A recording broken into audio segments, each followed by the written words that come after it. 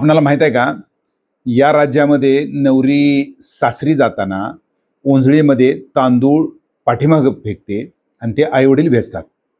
तर त्यानुसार विवाह समारंभामध्ये तांदळाला खूप अशा प्रकारचं महत्त्व आहे. कारण तांदूळच का, तर तो अक्षत आहे, सुरक्षित आहे असं मानलं गेलं. कारण का तांदळाला आतून कीड लागत नाही. जाळी बाहेरून होत असेल, परंतु आतून तो अक्षय आहे.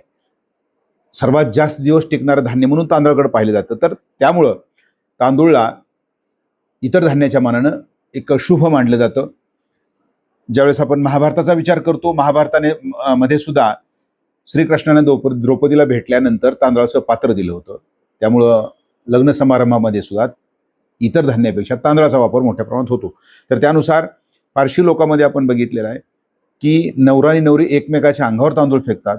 आपल्या महाराष्ट्राचा विचार ज्यावेळेस आपण करतो तर नवरा नवरीवर, वधू आणि वरावर सर्व समाज तांदूळ त्या ठिकाणी फेकतो. त्याच्यानुसार ज्यावेळेस आपण फिलिपाईन्समध्ये गेलो तर त्यांना भात खायला मुद्दाम देतात, म्हणजे तांदळाचंच ते रूप आहे.